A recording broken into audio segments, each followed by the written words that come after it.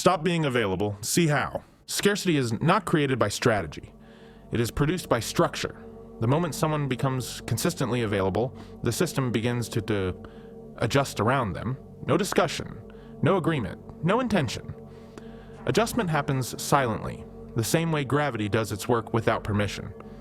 Availability triggers a reclassification, not consciously, not maliciously, automatically. The system does not ask who you are. It asks how often you appear. When access becomes predictable, attention reorganizes. When attention reorganizes, hierarchy follows. The first shift is subtle, almost invisible. Messages stop feeling urgent, responses stretch, requests become casual, tone loosens, nothing looks hostile, nothing feels dramatic. From the inside, it feels like normal interaction. From the outside, position is already moving. Social systems do not operate on fairness. They operate on signal efficiency. They reward what is rare, not what is present. Availability sends a signal of excess supply. Excess supply lowers perceived cost. Lower cost reduces protection. Reduced protection invites compression. You are still included, but no longer buffered. The system now treats you as infrastructure rather than leverage. Infrastructure is used. Leverage is negotiated with. The second shift happens in timing. Your time becomes flexible in other people's schedules.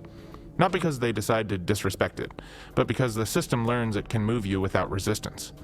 Meetings slide, replies wait. Decisions happen without consulting you first. Priority is not removed, it is bypassed.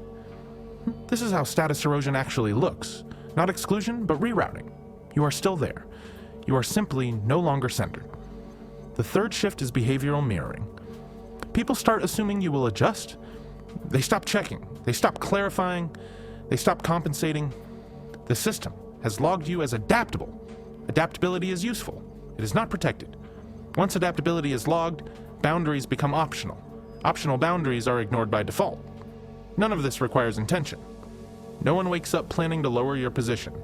Social systems do not operate on intention. They operate on pattern recognition. The pattern is simple. What moves easily is moved. What waits is waited on. What absorbs pressure is pressured. Availability creates absorbency. Absorbency invites load. The fourth shift is relational framing. Your presence stops altering outcomes. Decisions happen the same whether you are involved or not. Your input becomes supplementary rather than shaping. You are informed instead of consulted. This is not rejection. This is reclassification. You have not been removed from the system. You have been repositioned inside it. The system now treats your attention as renewable. Renewable resources are consumed without ceremony. And this is why people experience confusion at this stage. Nothing bad has happened. No conflict, no rupture, no confrontation. And yet something has clearly changed. What changed is not how others feel. What changed is how the system allocates weight. Weight is not emotional, it is structural. The final shift in this phase is internalization. Once the system has adjusted, behavior begins to align unconsciously on both sides. You start compensating, others stop compensating, you fill gaps, others leave them open. The asymmetry stabilizes.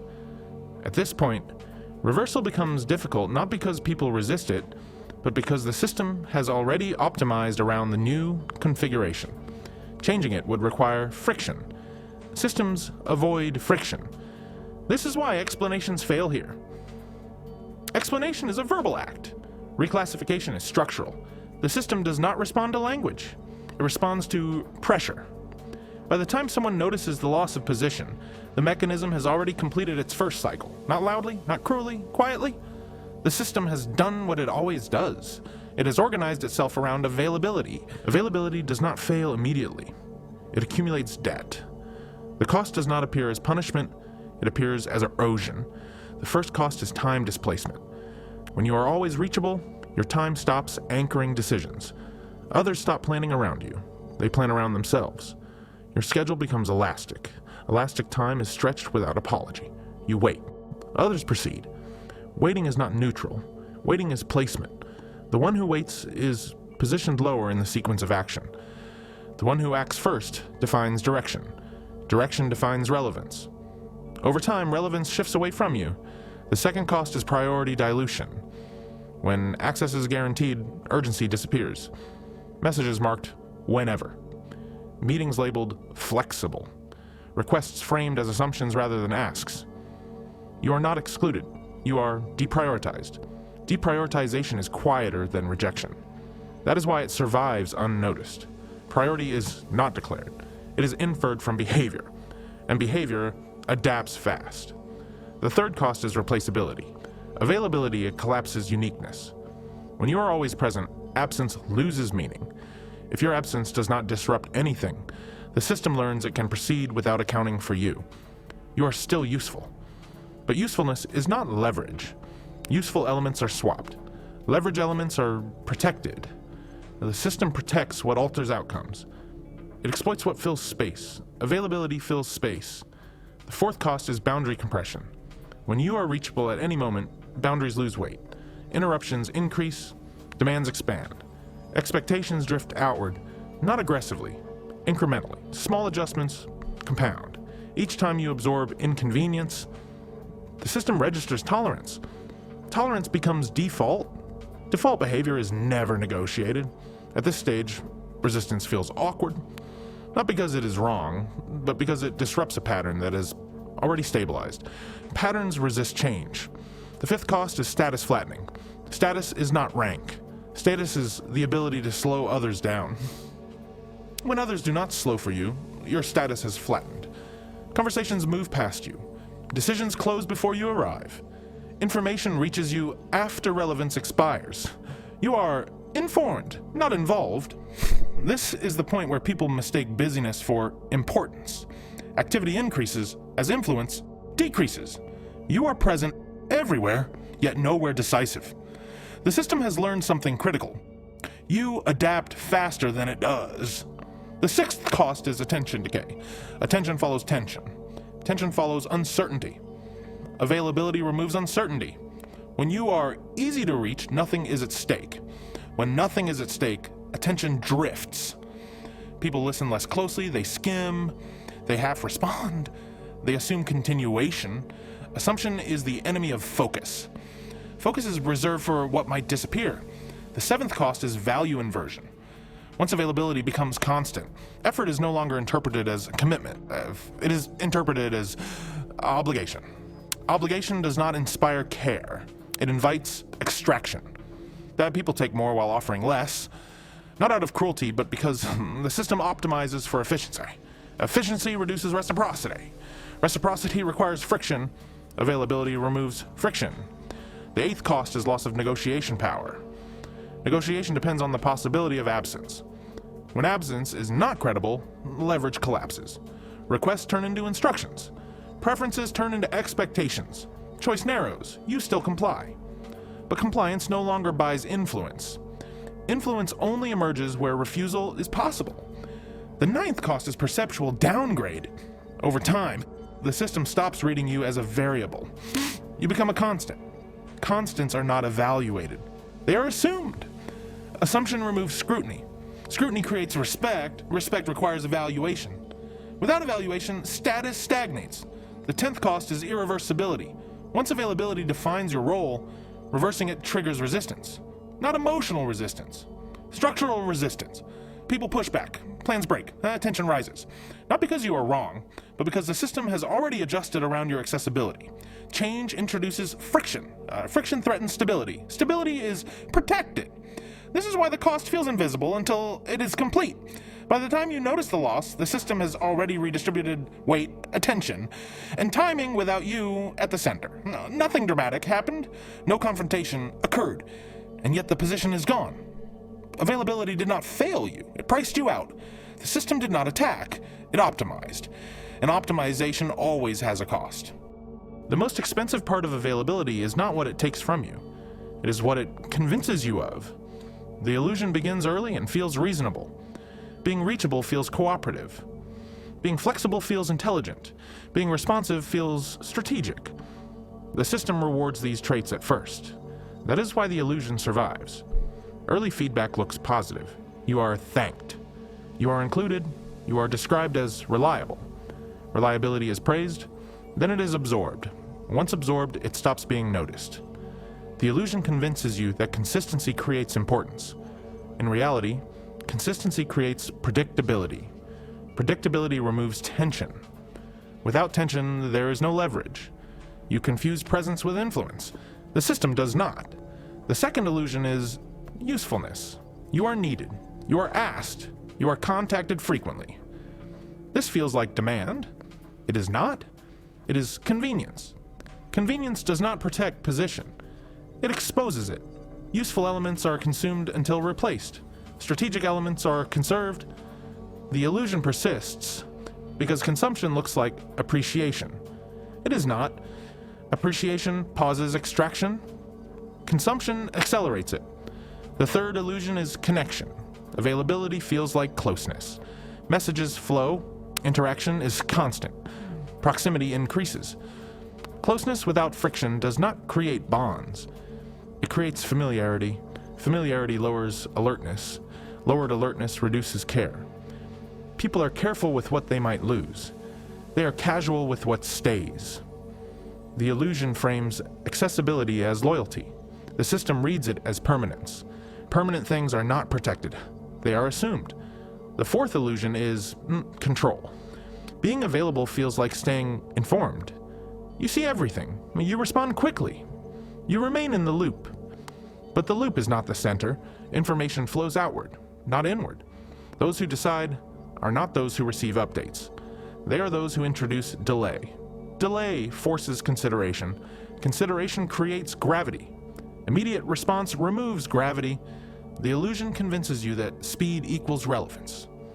In reality, speed signals readiness to adapt, not authority to decide. Decision makers are not fast.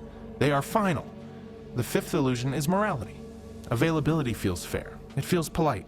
It feels correct. Social systems do not reward correctness. They reward outcome alignment. Politeness does not alter hierarchy. It lubricates it. Lubrication helps the machine run. It does not change who controls it. The illusion survives because politeness reduces conflict. Reduced conflict feels like safety. Safety feels like a success. Safety is not status. Safety is tolerance. The sixth illusion is visibility. Being reachable feels like being seen. You appear in conversations. You show up in plans. You are present. Presence without scarcity fades into background. The system notices absence, not constancy. Absence interrupts patterns. Constancy becomes invisible. Visibility that never fluctuates stops registering. You are there so often that you disappear. The seventh illusion is effort. You show commitment. You invest energy. You sacrifice convenience. Effort feels like currency. It is not. Effort without friction is expenditure without return. The system values what resists, not what exhausts itself. Those who work hardest often believe they are building leverage. They are not. They are signaling endurance. Endurance is exploited. Leverage is negotiated. The eighth illusion is patience. Waiting feels mature. It feels strategic. It feels composed. Waiting without consequence is submission. The system reads waiting as tolerance. Tolerance invites extension. Extension becomes expectation. Expectation removes urgency. Urgency creates movement. Movement defines power. The ninth illusion is gratitude. People thank you. They acknowledge you. They smile. Gratitude is cheap. It costs nothing. You see, it changes nothing. The system uses gratitude to soften extraction. Thank you replaces adjustment. Appreciation replaces reciprocity. Nothing structural moves. The 10th illusion is reversibility. You believe you can change later. Pull back when needed. Reassert boundaries when ready. The system does not reset cleanly. Once patterns stabilize, deviation causes friction. Friction triggers resistance. Resistance reveals position. When you pull back too late, the system reacts not with respect, but confusion. Confusion turns into pressure. Pressure forces compliance or exit. This is why availability feels safe until it is not. The illusion protects itself by being gradual. Each step feels minor. Each adjustment feels reasonable. No single moment feels decisive. And yet the total effect is permanent. You do not lose position all at once. You exchange it piece by piece. The illusion does not announce itself. It blends in. By the time clarity arrives, The system is already calibrated around your accessibility, not to your benefit, to its efficiency. The illusion was never accidental.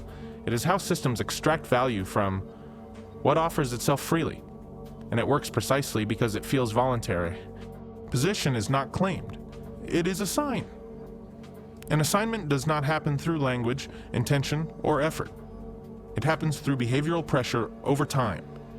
By the time position is visible, it is already fixed. The system does not wait for you to understand it. It moves while you adapt. Those who hold position are not louder, smarter, or more confident. They are less available. Not as a tactic, as a condition. Their absence introduces friction. Friction forces adjustment.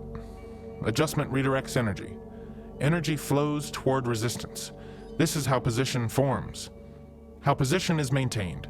People with position do not rush. They do not correct. They do not clarify. Their timing is inconsistent. Their responses are delayed. Their presence is irregular. Irregularity creates uncertainty. Uncertainty creates attention. Attention reorganizes behavior. Others slow down around them. Others wait. Others adapt. Waiting reverses hierarchy. The one who waits absorbs pressure. The one who delays distributes it. Pressure defines rank. How systems respond to withdrawal. When availability disappears, systems react immediately, not with panic, with recalibration. Messages change tone. Requests soften. Timing becomes cautious. The system probes. It tests whether absence is temporary or structural. Temporary absence is ignored. Structural absence is respected. Respect is not emotional, it is logistical. Logistics change when access changes. Why position feels effortless from the outside. People misread position as confidence. They misread scarcity as charisma. They misread restraint as superiority. These are after effects. The cause is structural. Position emerges when the system must account for you. Accounting costs energy. Energy is spent only when required. Availability removes requirement. How position reasserts itself. When someone stops filling gaps, gaps become visible. When gaps are visible, pressure redistributes. Others step in. Others slow down. Others negotiate. Negotiation is the marker of position. No one negotiates with what they can command. Why? Position cannot be explained. Position cannot be justified. Justification invites evaluation. Evaluation invites compression. The moment position is defended, it weakens. This is why attempts to communicate boundaries fail. Boundaries that require explanation are already breached. Position is enforced by cost, not language. The final configuration. In every system, roles stabilize. Some elements absorb pressure, some deflect it, some redirect it. Absorbers are available, deflectors are scarce. Redirectors hold position. You cannot occupy all three. The last reality, systems do not reward sacrifice. They reward constraint. They do not elevate what gives freely. They elevate what cannot be accessed on demand. This is not strategy. This is not advice. It is how systems preserve efficiency. Cold close availability does not make you central. It makes you usable. Position does not announce itself. It is felt through delay. And once the system adjusts around your absence, it does not ask you to return. It waits.